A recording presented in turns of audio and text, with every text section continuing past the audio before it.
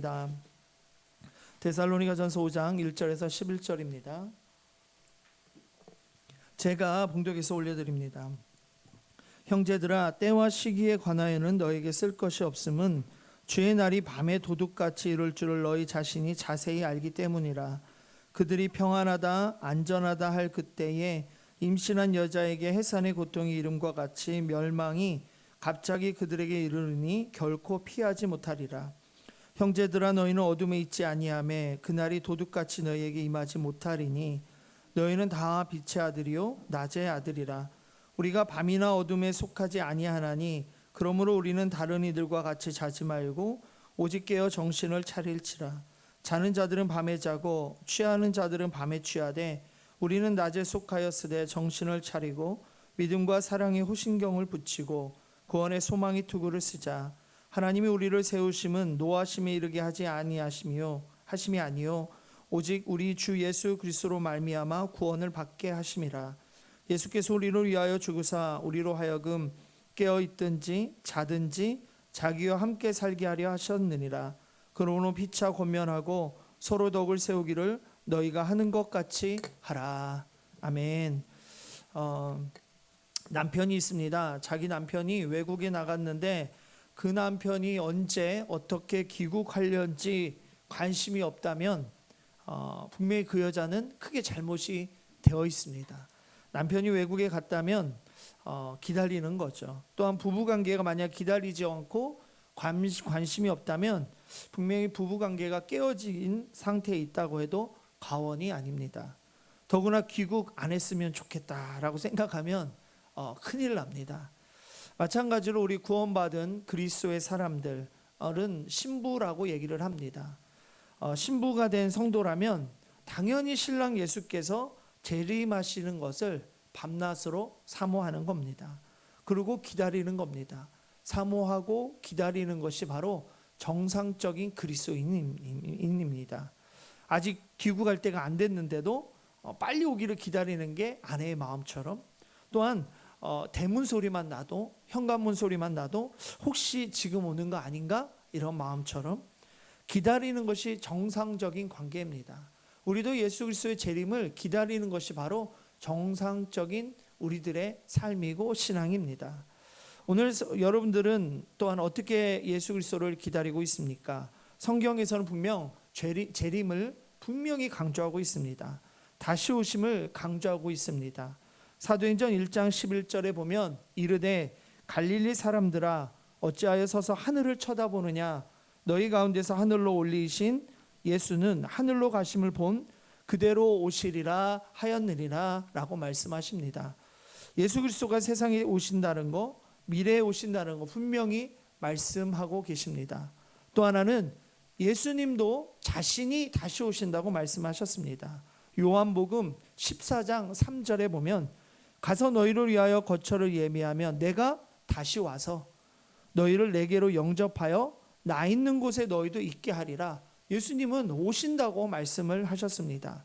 예수님이 죽으셨다가 3일 만에 부활하신다고 말씀대로 부활하셨습니다.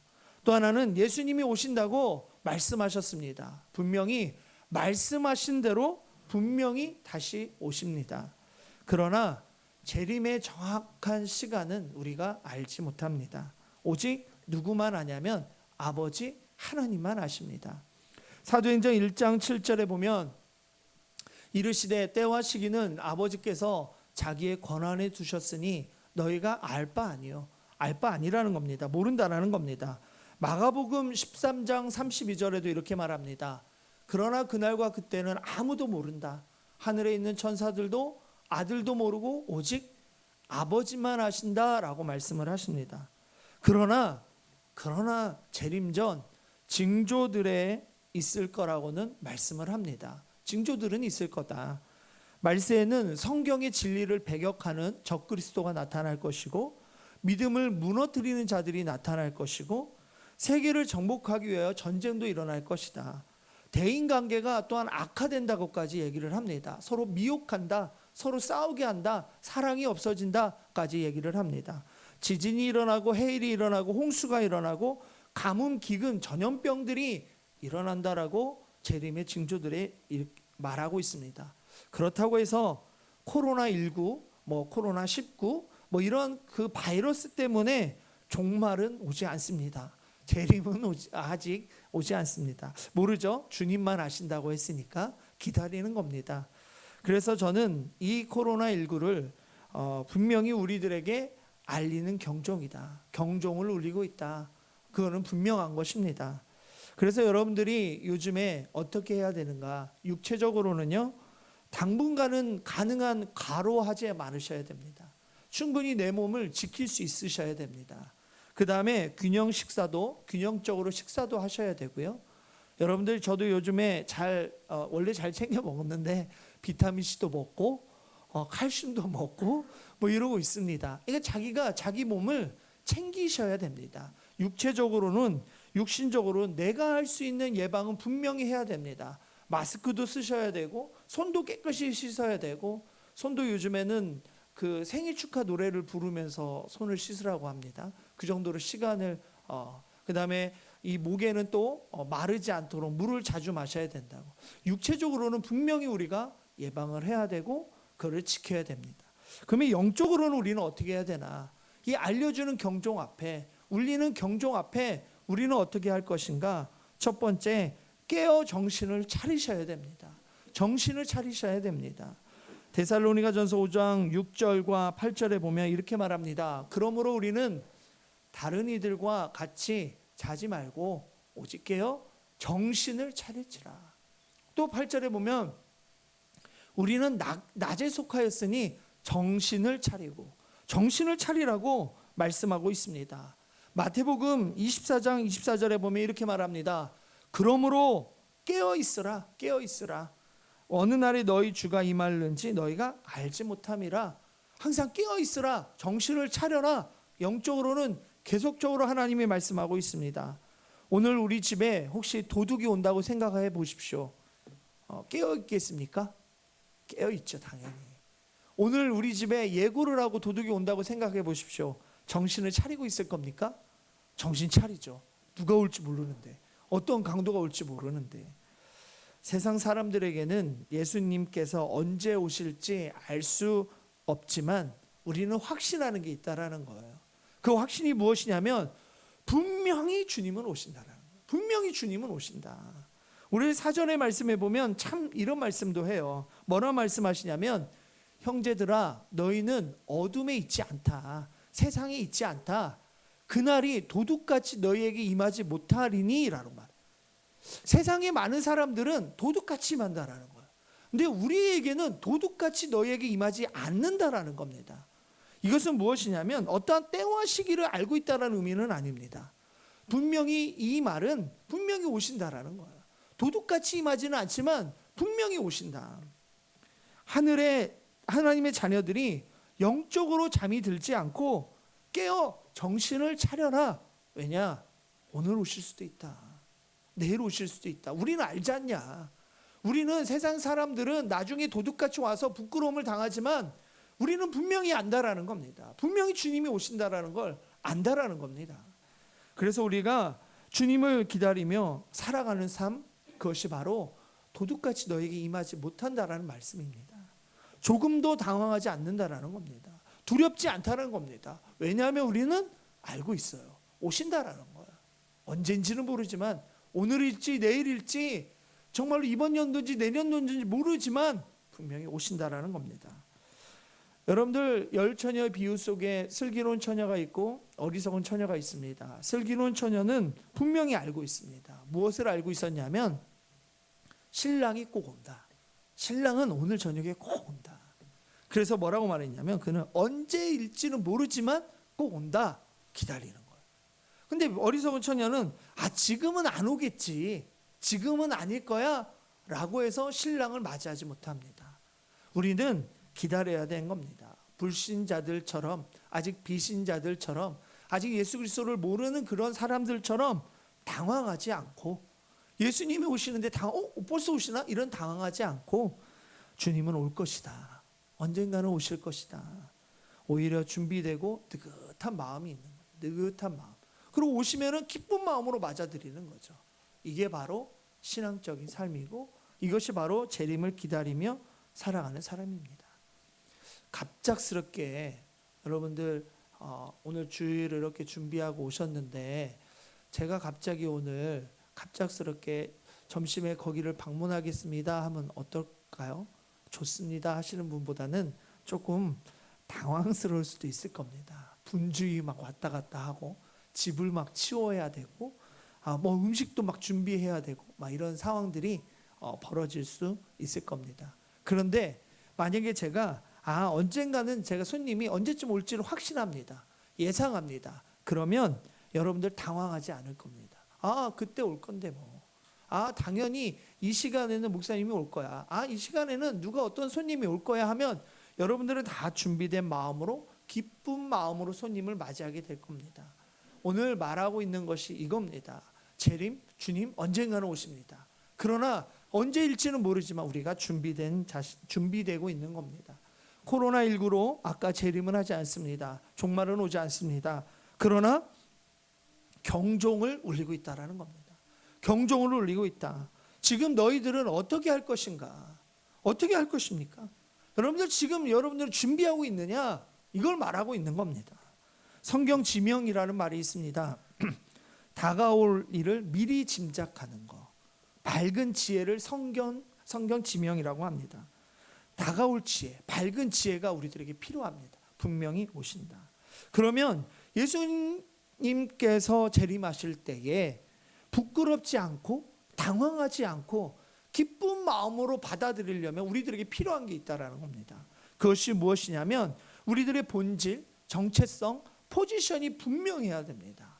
이 정체성과 본질과 이 포지션이 분명한 것은 뭐냐면 첫째, 나는 빛의 아들이라는 거. 빛의 아들이다. 본질을 붙들면 삽니다. 그러나 본질을 놓쳐버리면 우리들에게 희망이 없습니다. 그리고 이 정체성을 찾지 못하면 우리가 살아갈 수 없습니다. 우리는 나의 포지션, 나의 본질 분명히 있어야 됩니다. 그게 뭐냐면 오늘 5절 말씀입니다. 5절에 이렇게 말합니다. 너희는 다 빛의 아들이요 낮의 아들이라. 우리가 밤이나 어둠에 속하지 아니하였다. 나의 본질이 무엇이냐면, 나의 정체성이 무엇이냐면, 나의 정말로 포지션이 무엇이냐면 나는 빛의 아들이라는 거예요. 왜 빛의 아들이냐? 우리 아버지가 누구시냐면 요한일서 1장 5절에 보면 이렇게 말합니다. 우리가 그에게 듣고서 너희에게 전하는 소식은 이것이니 곧 하나님은 빛이시라. 그에게는 어둠이 조금도 없다. 하나님이 빛이라는 거예요. 근데 우리는 누구의 자녀입니까? 하나님의 자녀입니다. 그럼 우리는 빛의 아들이라는 겁니다. 하나님은 빛이십니다. 근데 그 빛이 우리를 사랑하셔서 이 땅에 오셨다라고 얘기를 합니다. 그것이 바로 요한복음 1장 9절입니다. 요한복음 1장 9절에 보면 참 빛, 곧 세상에 와서 각 사람에게 비추는 빛이 있다라고 말합니다. 근데 그 빛이 누구냐면 예수 그리스도라고 말씀을 하고 계십니다. 그것이 요한복음 12장 36절입니다. 빛을 믿으라. 그리하면 빛의 아들이 되리라. 그러니까 우리가 포지션, 본질, 정체성은 무엇이냐면 나는 빛의 아들이라는 거예요. 근데 그 빛이 누구시냐면 하나님이라는 겁니다. 그런데 나의 본질이 가장 중요한 것이 무엇이냐면 그 빛을 믿는 겁니다. 그리하면 빛의 아들이 된다라는 겁니다. 마지막 때일수록 우리가 알아야 될 것은 무엇이냐면 오직 예수 그리스도를 믿는 겁니다. 이 믿는 것이 빛의 아들이에요. 빛을 믿는 것이 빛의 아들입니다. 어둠의 세력들 속에서 벗어나는 유일한 탈출구, 그 어둠과 그런 속에서 탈출구는 무엇이냐면 예수님 그리스도를 알고 예수 그리스도를 믿는 거, 그게 가장 큰 복입니다. 요한복음 12장 46절에 보면 나는 빛으로 세상에 왔나니 무릇 나를 믿는 자로 어둠에 거하지 않게 하려 함이라. 믿어야 어둠에 거하지 않고 믿어야 나는 빛의 아들입니다. 여러분들은 가장 본질, 가장 정체성, 내가 가장 찾아야 될 것은 무엇이냐면 가장 첫 번째 예수 그리스도를 믿는 겁니다. 예수 그리스도를 믿고 의지하는 겁니다. 어둠에 속하지 않는 정체성, 본질을 찾아야 됩니다. 정체성, 본질은 나는 빛의 아들이다. 나는 하나님의 자녀다. 나는 예수 그리스도를 믿는다. 이게 바로 마지막 때일수록 우리가 이걸 놓치면 안 됩니다. 여러분들 재림, 징조 많은 현상들이 벌어질 것입니다. 그때 우리는 무엇을 해야 되느냐? 나는 빛의 아들이다. 나는 예수 그리스도를 믿는다. 이거 놓치면 안 되는 겁니다. 또 하나는 오늘 본문에 보면 마지막 일대일수록 구체적으로 들어갑니다. 그 구체적으로 들어가는 게 무엇이냐면 8절입니다. 8절을 보면 우리는 낮에 속하였으니 정신을 차리고, 또 정신을 차립니다. 이 정신을 차리고 세 가지를 하라고 말합니다. 믿음, 사랑, 소망입니다. 믿음, 사랑, 소망이에요. 믿음은요, 맡기는 겁니다. 우리에게는 정신을 차리고 뭐 하라고 말하냐면 믿음이라는 겁니다. 믿어야 된다는 겁니다. 여러분들 사면초가라는 말이 있습니다. 우리가 이 세상을 살아나갈 때에 앞뒤가 꽉 막히고 사면초가 있을 때가 있다라는 겁니다. 그때 뭐 하냐면 절망적 상황에 놓이게 할지라도 흔들리면 안 됩니다. 그게 바로 믿음입니다. 하나님께서 내 편 되어서 반드시 도와줄 것이다, 붙들어 주실 것이다, 이게 확신하는 것이 바로 믿음입니다. 하나님은 나의 돕는 자가 되신다. 하나님은 나의 생명을 붙잡아 주시는 분이다. 하나님은 나를 모든 환난에서 건져내어 주실 분이다. 이 믿는 것이 바로 믿음입니다. 고린도후서 4장 8절과 9절에 보면 사방으로 우겨싸움을 당하여도 쌓이지 아니하며 답답한 일을 당하여도 낙심하지 아니하며 박해를 받아도 버림받지 아니하며 거꾸로 트림을 당하여도 망하지 아니한다. 이것이 바로 믿음입니다. 코로나19 우리의 마음을 좀 힘들게도 합니다. 교회도 힘들게도 하는 경우도 있습니다. 우리 가정을 힘들게도 합니다. 또한 우리 옆 사람들을 힘들게도 합니다. 그러나 이 모든 것도 주님께 맡기는 겁니다. 저는 시편 91편에 보면 이렇게 말합니다. 시편 91편에 보면 3절에 보면 이는 그가 너를 사냥꾼의 울무에서 심한 전염병에서 건지실 것임이라. 그러면서 4절과 5절에 보면 5절에 너는 밤에 찾아오는 공포와 낮에 날아드는 화살과, 또한 6절에 보면 어두울 때 퍼지는 전염병과 밝을 때 닥쳐오는 재앙을 두려워하지 아니하리로다. 7절에 보면 1000명이 내 왼쪽에서 10,000명이 내 오른쪽에서 엎드러지나 이 재앙이 내게 가까이 하지 못하리로다. 믿는 겁니다. 이게 우리들에게 정신을 차리고 믿는 거, 이게 바로 믿음입니다. 우리에게 울리고 있는 경종 코로나19로 인해 인간의 무력함을 깨닫는 겁니다. 인간의 무력함을 깨닫고 회개하는 겁니다. 그리고 하나님께 돌아오는 겁니다. 하나님 예수 그리스도를 믿는 겁니다. 빛의 아들이라면 예수 그리스도를 믿고 하나님 앞에 돌아오고 하나님 앞에 회개합니다. 그리고 함께 모여 주님께 맡기고 기도하는 것, 그것이 바로 믿음입니다. 특히 이 땅에서 횡행하는 전염병, 이 전염병 바이러스가 그치게 해달라고, 정말 사무엘이 미스바에 모여서 정말 부르짖으며 기도했던 것처럼 주여 이 땅을 구원하소서, 주여 이 땅을 좀 고쳐주시옵소서, 정말 주여 이 나라 이 민족을 한번 살려주옵소서. 이럴 때일수록 더욱더 기도하는 겁니다. 더욱더 하나님을 바라보고 하나님을 의지하는 겁니다. 기도하면 되는가? 됩니다. 이것이 바로 믿음입니다. 우리가 가지고 있는 답은 무엇이냐면 이때 기도하는 겁니다. 역대하 7장 13절과 14절에 보면 이렇게 말합니다. 혹 전염병이 내 백성 가운데서 유행하게 될 때에 내 이름으로 일컫는 내 백성은 그들의 악한 길에서 떠나 스스로 낮추고 회개하고 기도하여 내 얼굴을 찾으면 내가 하늘에서 듣겠다. 그들의 죄를 사하고 그들의 땅을 고치리라. 아멘. 우리 하나님께 쉬지 말고 기도하십시오. 하나님께 부르짖으며 기도하십시오. 정말로 이 전염병이 속히 그치게 해달라고. 또한 우리 가정에, 우리 교회에, 하나님 이 지역에 정말로 하나님 그치게 해주셔서 다시 하나님께 기도하고 다시 하나님께 부르짖고 하나님 아버지 예배하며 찬양하며 기쁨으로 나갈 수 있도록 여러분들 함께 모여 기도하고 하나님을 향하여 부르짖는 귀한 성도님들이 되기를 축원합니다. 저는 이렇게 생각합니다. 신천지 미워할 수 있죠. 미워할 수 있습니다.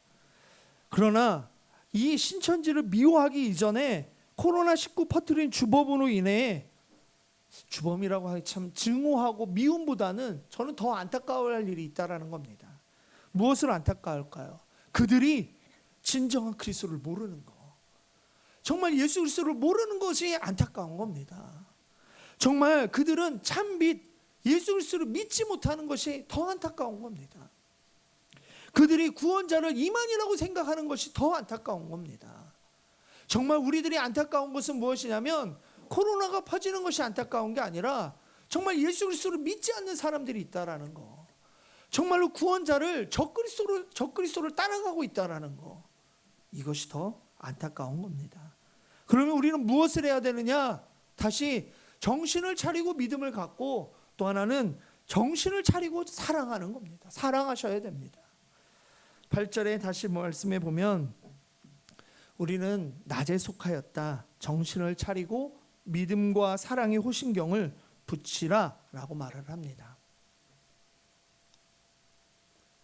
베드로전서 4장 7절에서 8절에 보면 이렇게 말합니다. 우리는 만물이 마지막이 가까웠다.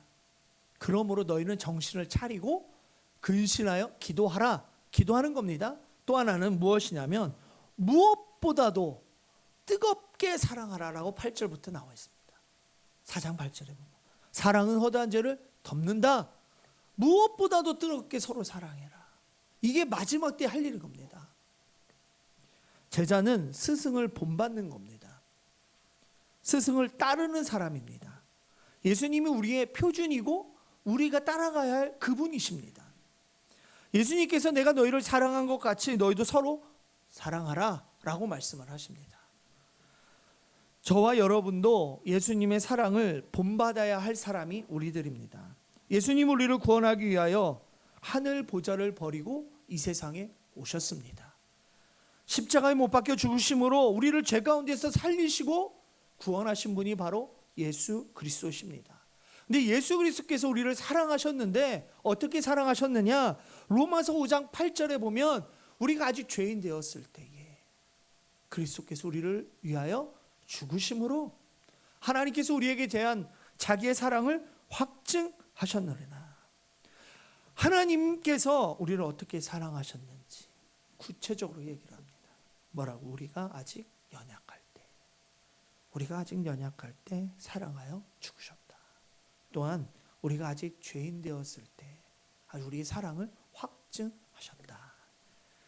하나님은 우리가 죄인이고 연약할 때 우리를 사랑하신 겁니다. 우리가 의인되고 강할 때 우리를 사랑한 게 아니라 아직 우리가 연약하고 아직 우리가 부족하고 우리가 죄인 되었을 때에 나를 사랑하시고 우리를 사랑하시고 또한 나 같은 자를 위해 면류관 쓰시고 피 흘리시고 십자가에 죽으시고 또한 부활하시고 살아계십니다. 우리는 그 길을 가는 사람들입니다. 그 십자가의 길을 가는 사람들입니다. 다른 사람이 나를 좋아하고 잘해주고 해서 사랑하는 것이 아니라 하나님의 사람들은 그 사람이 연약하고 부족하고 죄인처럼 보이고 그래도 우리는 사랑하는 겁니다. 왜냐하면 에베소서 5장 1절과 2절에 보면 이렇게 말합니다. 그러므로 사랑을 받은 자녀들아, 자녀같이 우리 사랑을 받은 자녀같이 너희는 하나님을 본받는 자가 되라. 그리스도께서 너희를 사랑하신 것 같이 너희도 사랑 가운데서 행하라. 그는 우리를 위하여 자신을 버렸다. 향기로운 제물과 희생 제물로 하나님께 드리셨다라고 말을 합니다. 너희를 사랑한 것 같이 너희도 사랑하라는 겁니다. 사실 우리가 하나님의 사랑을 본받아 행한다는 것은 그리 쉬운 일은 아닙니다. 왜냐하면 우리가 예수 그리스도를 믿는다고 하지만 여전히 우리 안에는 타락한 속성이 남아 있습니다. 악독하고 남을 미워하고 시기하고 질투하고 목된 성품이 나에게 남아 있습니다. 그래서 예수님처럼 사랑한다는 건 정말로 대단히 힘든 일입니다. 그러나 어떻게 하면 사랑할 수 있느냐? 그 하나님의 은혜를 받으면 사랑할 수 있습니다. 하나님의 은혜가 있다면 연약한 자든 부족한 자든 어리석은 자든 내가 싫어하는 자든 나는 사랑할 수 있다라는 겁니다. 내 힘으로 잘 되지 않지만 하나님의 은혜로는 될 수 있다라는 겁니다. 우리가 항상 하나님의 은혜 가운데 살아야 하는 이유가 바로 이겁니다. 여러분들 주변에 혹시 문제가 있는 사람들이 있습니까? 미워하는 사람들이 있습니까? 가난하고 병들어 고생하는 사람들이 있습니까? 어려움을 당한 사람이 있습니까? 아니면 여러분들이 생각할 때 정말로 골치 아프다는 사람이 있습니까? 그러면 기회를 주신 겁니다. 사랑을 베풀 수 있는 기회를 주시기 위하여서 하나님께서 특별히 허락하신 거예요. 특별히. 왜 러브 스토리가 인기 있는 줄 아십니까? 드라마를 보면 사랑의 진가는 어려움을 당할 때 나타나는 겁니다. 모든 러브 스토리의 공통점이 무엇이냐면 극한 상황 속에서도 끝까지 포기하지 않고 사랑했다는 것에 있습니다. 그게 러브 스토리의 진가예요. 우리는 정말로 사랑은 큰 힘을 가지고 있다라고 믿으며 살아가십시오. 사랑은 죽을 사람도 살립니다. 사랑은요, 사람을 변화시킵니다. 사랑은요, 세상도 변화시킵니다. 교회다운 교회, 주님이 원하시는 교회, 하나님께 영광 돌리는 그 가장 아름다운 교회는 무엇이냐면 성도들이 뜨겁게 사랑하는 겁니다. 서로 사랑하는 겁니다. 정신을 차리고 사랑하는 겁니다. 무엇보다도 뜨겁게 사랑하면요, 허다한 죄도 덮는 겁니다. 다른 사람이 죄가 밉지 않아요. 왜냐하면 사랑하니까. 연약하게 보이지 않습니다. 사랑하니까. 미워하지 않습니다. 사랑하니까. 우리 주님이 서로 사랑하라고 말씀하셨습니다. 그대로 실천하고 오늘 본문에 보면 뭐라고 말하냐면 사랑에 호심경을 붙이라는 거예요. 사랑의 호심경. 여러분들 안에 딱 붙이고 사십시오. 여러분들 이마에 아니면 딱 하고 사십시오. 나는 사랑한다. 예수님이 사랑한다고 했으니 나는 형제를 사랑한다. 자매를 사랑한다. 정말 저 어려운 사람을 사랑한다. 그럼 마지막은 정신을 차리고 구원의 투구를 쓰는 겁니다. 산 소망을 가지고 사는 겁니다. 구원의 소망을 가지고 로마서 8장 38절과 39절에 보면 내가 확신합니다. 이게 바로 구원의 투구입니다. 로마서 38절부터 봅니다. 내가 확신하노니 사망이나 생명이나 천사들이나 권세자들이나 현재나 장래나 능력이나 높음이나 기쁨이나 다른 어떤 피조물이라도 우리 주 그리스도 예수 안에 있는 하나님의 사랑에서 끊을 수 없다. 구원의 투구예요. 마지막일 때로 정신을 차리고 구원의 투구를 쓰고 나는 예수 그리스도를 믿고 하나님 앞에 나간다. 나는 구원 받는다. 재림하면 나는 기쁜 마음으로 하나님을 받아들일 것이다. 라는 게 바로 마지막 때에 할 일입니다.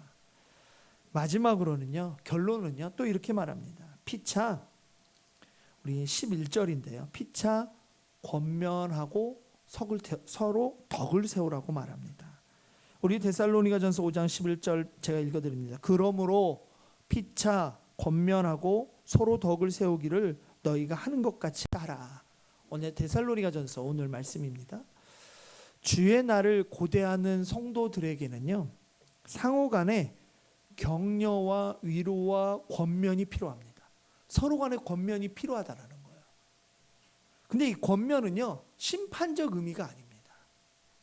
사람들은 이 말씀을 보고 나를 심판하는 겁니다.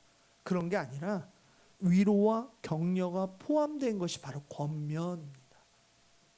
위로와 함께 사랑이 들어간 것이 바로 권면입니다. 서로 피차 권면하십시오. 피차 서로 격려하십시오. 이게 마지막 때 우리가 해야 될 일입니다. 그런데 이 권면할 때에 뭐라고 말하냐면 서로 덕을 세우기를 말합니다. 서로 덕을 세워야 됩니다. 교회가 열심히 어느 교회 진짜 있었던 일입니다. 교회당 건축을 했다고 합니다. 근데 건축할 때 너무나 좋은 거예요. 근데 깨진 이유가 있었습니다. 그 교회가 뭐 때문에 깨졌냐면 커튼 색깔을 가지고 싸우다가 갈라졌다고 합니다. 교회 건축할 때는 싸우지 않았는데 커튼을 하얀색으로 하냐 검정색으로 하냐 분홍색으로 하냐 깨집니다. 장로님들이 두 패로 갈라졌습니다.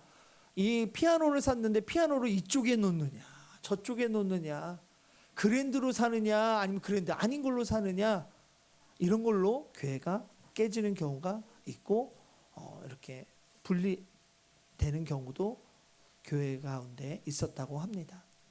이게 본질은 아닌데 옳고 그름이 아닌데 피아노를 여기다 놓느냐 저기도 놓느냐 그랜드로 사느냐, 그랜드로 사지 않느냐, 커튼을 하얀색으로 하느냐, 검정색으로 하느냐, 아무것도 아닙니다. 본질을 붙잡지 못하는 그런 사람들로 인하여서 교회가 깨지고 마는 것입니다. 내가 옳은데 내가 옳아요. 근데 다른 사람들은 옳은 일이 되지 않을 수 있어요. 여러분들 분명히 그런 경우가 있는데 어떤 경우냐면 가장 쉬운 예가 음식입니다. 내 입에는 너무나 잘 맞아요. 이게 너무나 맞아요. 이건 정말이에요. 근데 저 사람에게는 맛이 없어요. 그럴 수 있다라는 거예요. 어떻게 생각하십니까? 덕을 이루면 어떻게 해야 되겠습니까? 마지막 때일수록 서로 덕을 세우라고 말씀을 하십니다. 여기서 내가 옳고 너는 틀렸다고 할 수 없습니다. 이 음식은 내가 맛있으니 이건 내가 옳은 거고 너는 틀렸다라고 말할 수가 없다라는 겁니다.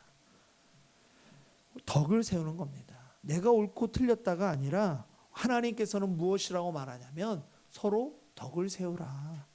우리가 덕을 세운다는 것은 서로 세워주는 겁니다. 내가 맛있어도 내가 맛없어도 그 사람이 맛있으면 더 즐거운 거죠. 내가 맛있어도 그 사람 맛없을 수도 있는 거죠. 왜 그거를 가지고 자기 기준에 맞춰서 살아가느냐. 그렇게 되면 사랑이 없고 위로가 없고 격려가 없고 온전히 그냥 심판적인 권면만 있을 뿐입니다. 서로 덕을 세우는데 힘을 쓰십시오. 서로 사랑하는데 마지막 때일수록 힘을 쓰십시오. 우리가 서로를 세워가는 인생을 사모하는 겁니다. 나보다 이웃을 먼저 생각하고 내 의견보다 하나님의 일이 무엇인가, 그 속에 진정한 기쁨이 있는 것입니다. 데살로니가 후서 3장 15절에 보면 이렇게 말합니다. 그러나 원수와 같이 생각하지 말고 형제같이 권면하라. 데살로니가 후서 3장 15절입니다. 이게 우리가 형제를 생각할 때 원수같이 좀 생각하지 말라라는 겁니다. 그러면서 형제같이 권면하라. 사랑으로 형제처럼 권면하는 겁니다. 데살로니가 3장 15절에 말한 것처럼 우리가 권면할 때에 교회에서는요, 형제처럼 정말 사랑하는 사람처럼 사랑을 가지고 위로하고 격려하는 겁니다. 마지막 때일수록 울리는 코로나19, 저는 참목자 교회가 정말 예수 그리스도를 믿는 사람들이 불안하고 떠는 교회가 아닌 정말 서로 모든 교인들의 얼굴에 미소가 있고 기쁨으로 충만하고 서로 배려하고 사랑이 넘치는 아름다운 교회가 되기를 원합니다. 말세의 주님을 기쁨으로 맞을 수 있을 때 우리는 핍박과 환난 속에서도 우리는 끝까지 꿋꿋이 이겨낼 힘은 무엇이냐면 우리들이 서로 따뜻한 위로와 권면입니다. 그리고 사랑입니다. 이게 마지막 때일수록 정신을 차려야 되는 겁니다. 정신을 차리고 깨어있고 정신을 차리고 기도하고 정신을 차리고 믿음과 사랑과 구원의 소망을 가지고 또한 정신을 차리고 형제와 같이 서로 사랑하고 권면하는 하나님의 사람들이 되기를 축원합니다. 기도하겠습니다. 하나님, 정신을 차릴 수 있도록 울리는 경종 앞에 깨어있을 수 있도록 기도할 수 있도록 믿음과 사랑과 구원의 소망을 주시고 형제처럼 정말 서로 사랑하고